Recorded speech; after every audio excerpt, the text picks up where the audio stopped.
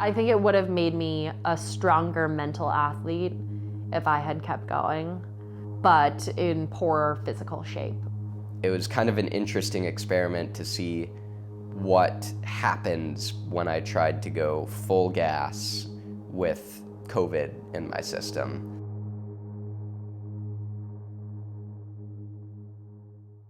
You're recording. You're good.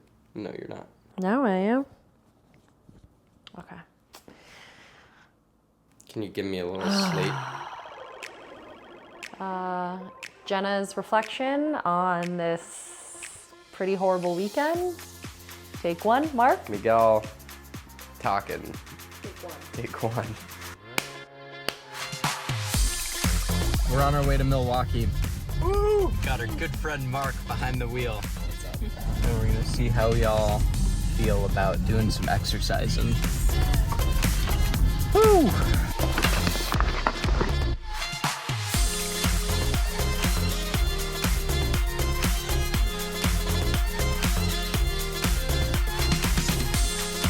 All right, we made it to Milwaukee and we're going on a little shakeout ride. I feel like the boulevard is gonna be more crowded, no? I picked a trail, Miguel hated it, so we're gonna go find somewhere different to ride. But I thought it was pretty. We're gonna spend an hour going around in circles. Instead of taking a right on Lake Park, take a left, go north, and then we'll go south. Somebody needs to make like locations that are safe to ride as like practice rides before the event. We're gonna have to turn around pretty soon.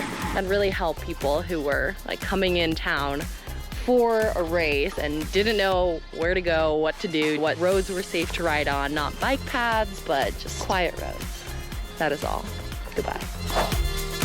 Fancy events scare me. The induction to the Hall of Fame. Can you believe it? We're getting inducted to the Hall of Fame. I knew it would happen eventually, but I didn't think it would happen this quickly. We just have to bring so much stuff with us. Tri gear, plus all of our camera gear. And then you're supposed to bring something fancy too to this event. I decided to mix the heels and just wear some flat, kind of casual shoes instead. And I have plantar fasciitis, so I just decided to wear Hokas. At the U.S. Olympic and Paralympic level, and I'm certain he will achieve this. So let's give it up to Black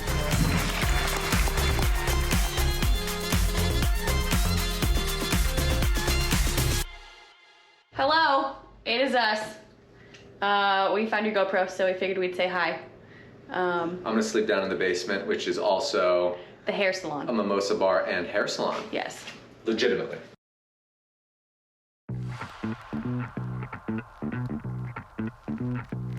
Our team is at the swim start for the open water swim on Friday. Neither of us are racing, but Conrad is. We discussed this extensively in the car ride yesterday. He should be going 130s, 135s with his wetsuit on. And a heavy draft off of another athlete that is 7 feet tall.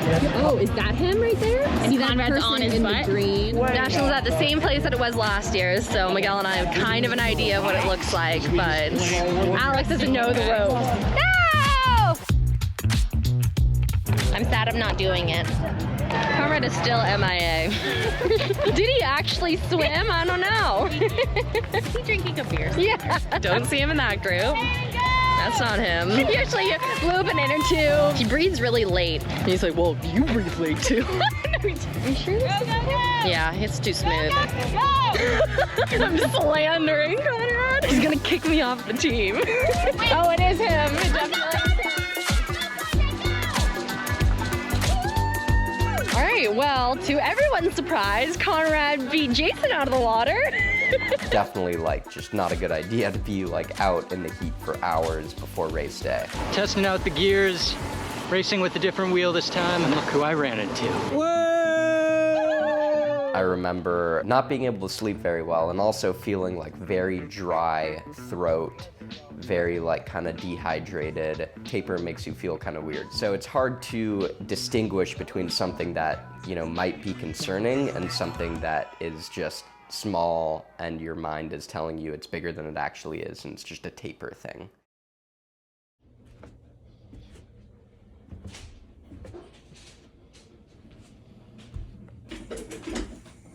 Well, the secret to racing fast, as you know, Jenna,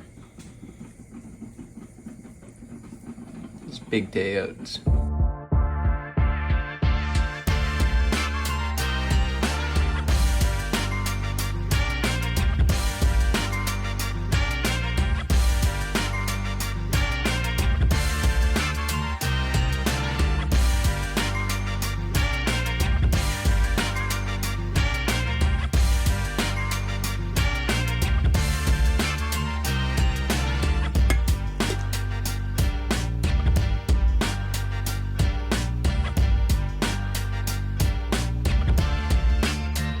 A new rendition of oats. Oats AF, air fried.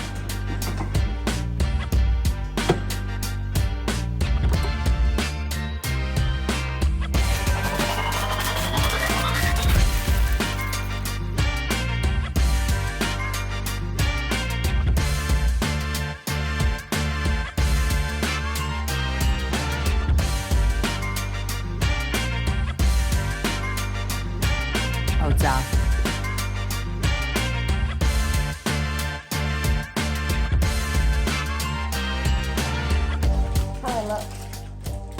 Fast. You Speedy. didn't see me? No.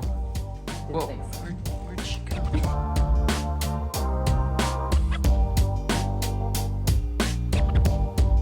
He's racing.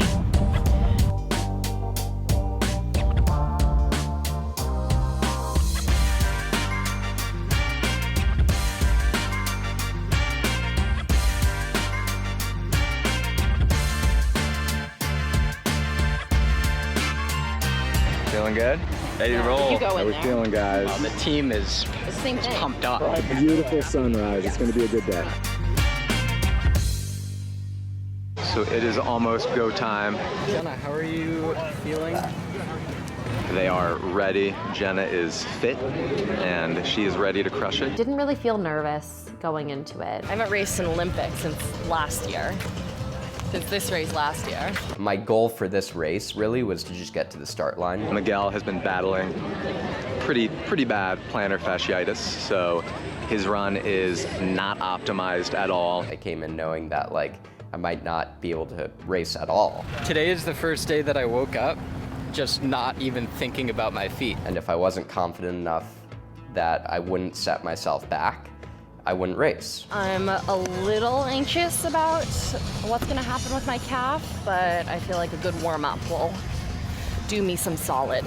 Try to keep my mind off of the race mostly. We're racing today. What? No matter what, it was just nice to be out there and get to the starting line and race. I wanted to do this race. I wanted to get myself healthy enough to do this race because I just miss racing and I really love the Olympic distance. I'm ready to get out there and I'm ready to get going. In the past, I've been in the habit of like digging too deep into who I'm competing against and who else is gonna be there, and I tried to just stay away from that entirely and just focus on myself and the present moment and what I needed to do to prepare for the race. We're almost like the favorites. No, don't say that. I hate that. I know, I hate it too. I still did have these big goals. Anything that I could do beyond getting to the start line would be icing on the cake. Top 3, at least in my age group. Top 3 overall was potentially my goal. And it's because of everyone that watches these videos, so I blame you for this pressure, this unnecessary pressure. But I think it's good that we work through this stuff now. It's a good thing we're seeing a sports psychologist. But yeah, I'm excited. Where are we going? You excited? Yeah. I'm excited. Let's get warmed up. Went for a little shakeout run. I was immediately like, it's pretty hot. I'm already sweating. Like, I'm warmed up already. I was weirdly feeling flat as well before the race. This is why you warm up, you know, to get that kind of off feeling out of your system so you can get out there and crush it. So kept continuing as planned.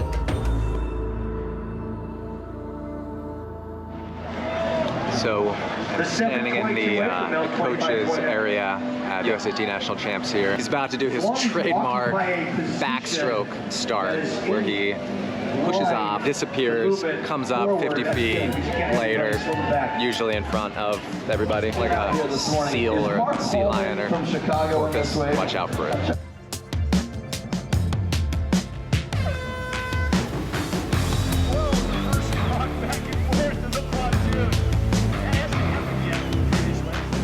Guys were taken off on me. pretty much immediately, which I've never experienced in a race, just working hard to stay with the second pack. Jenna Haufler, third in the Olympic race last year.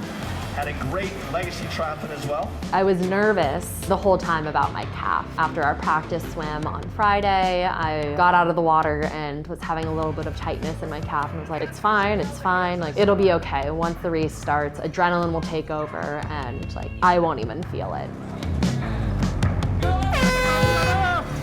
And they're off.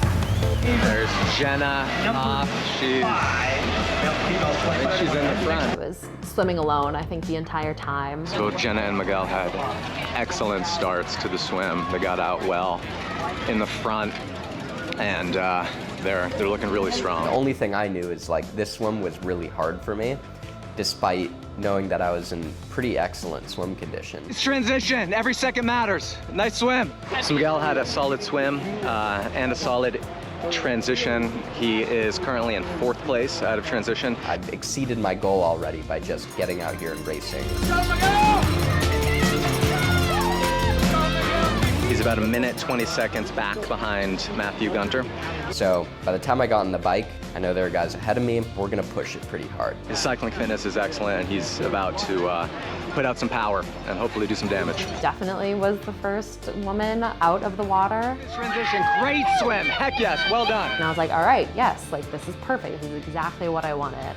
Got to my bike, all the other bikes were still there, raced out of transition and just got to work. Go, Jenna! So Jenna had a solid swim, and she got through transition, a little bit of a hiccup. She is in 5th place and moving through the field right now.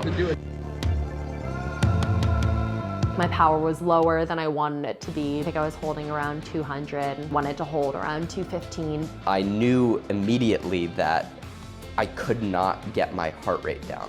Typically it's 160. 180 is closer to my heart rate during a VO2 interval. No matter how hard I was pushing, my power wasn't anywhere close to what I was expecting. I was expecting to have a power near 330. If it was like a 20-watt difference, I'd be like, okay, we have to reevaluate. The 60-watt difference just got me very confused, thinking it was data issues. So I just kept pushing hard. It is brutally hot. Conditions are horrendous. Humid as heck. Feels like it's 100 degrees. It was getting hot. It's important to stay cool here. I was just trying to drink whenever I can to stay hydrated as I could, as electrolyte filled as I could, because I knew that it was going to be like a long run if I did not do that right. Both Jenna and Miguel do well in the heat, so that is a good thing. I've had bad experiences in the heat before, in the heat and the humidity. Passed out from heat stroke at one race. Anyway, I continued on. Breathing really hard, sweating a lot, soft pedaling or coasting down mini hills, taking drinks of water. Still, like, it didn't bring my heart rate lower than 170. So Miguel just hit the 15-mile mark on the bike. He worked his way up to 2nd place overall. And anytime I tried to push power, it just hurt, so I just spun. He's moving well. Cadence was super high. As fast as anybody else in the field. About to finish the bike right now. Let's go, Miguel! Miguel, nice work. You're 2nd overall. 3rd place is a minute behind you. You're doing great. If you race this 10K smart, you can podium. Smart first 5K, then dig. So what were you doing at 1:30 this morning? I woke up, my mind started to race, and my heart rate got elevated, right? 4 cups of coffee, and here we are. Miguel, 2nd overall. You have a minute and a half cushion to 3rd overall.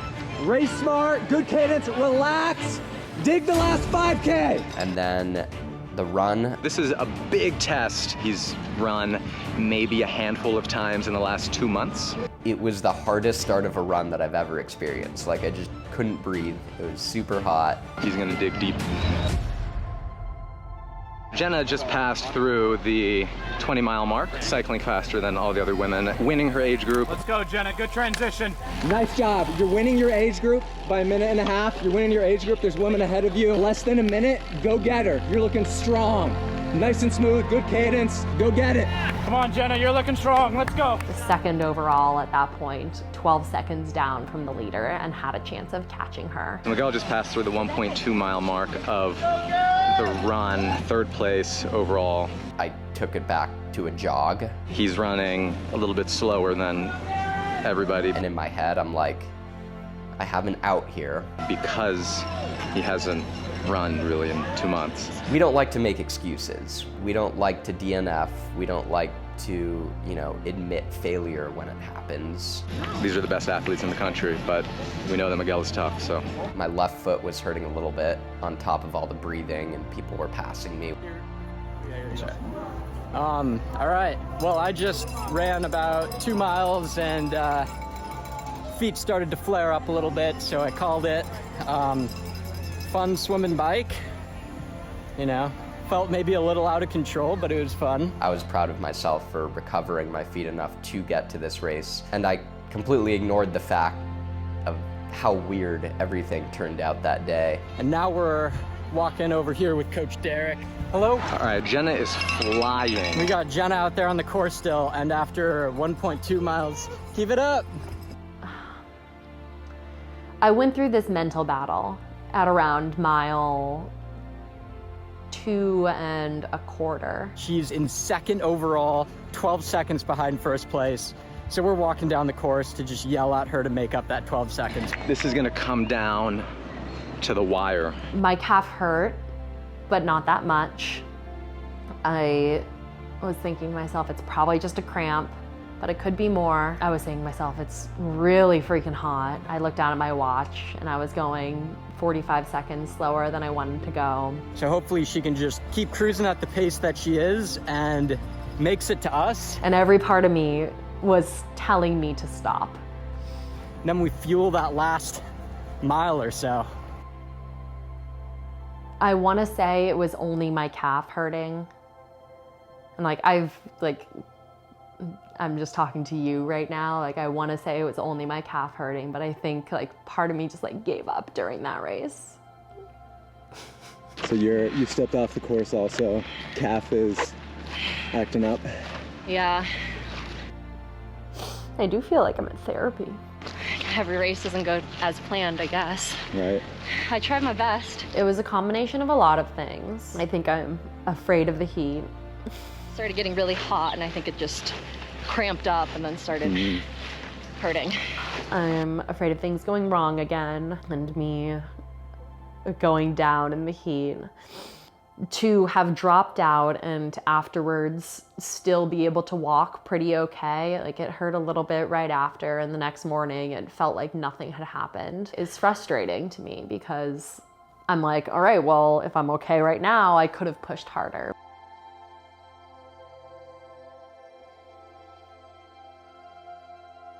So here we are together at last.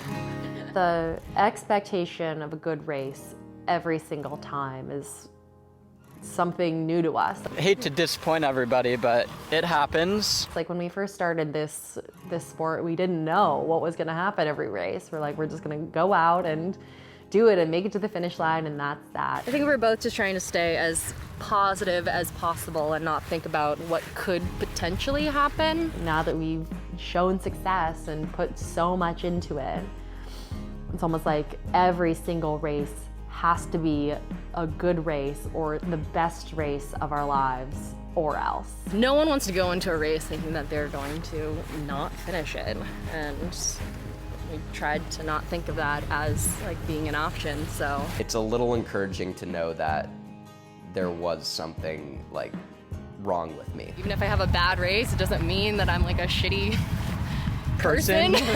And I know that I won't have next time. We got a lot of races left in our career, and this is just one small race for us. We're working with somebody now to figure out coping mechanisms and figure out why we do this and how to stop. That's the sport we signed up for. Yes, sir. Now we're just cheering for our friends, which is also really fun.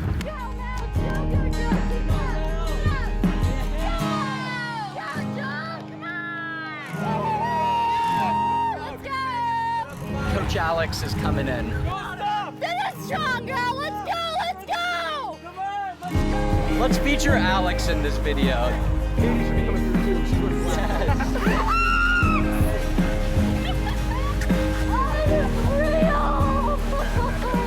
I feel really fucking happy. No, your performance made me cry. You did so well. You guys are my large inspiration still. My mom says self-care and ice, but I'm gonna change that to self-care and ice cream. Yeah.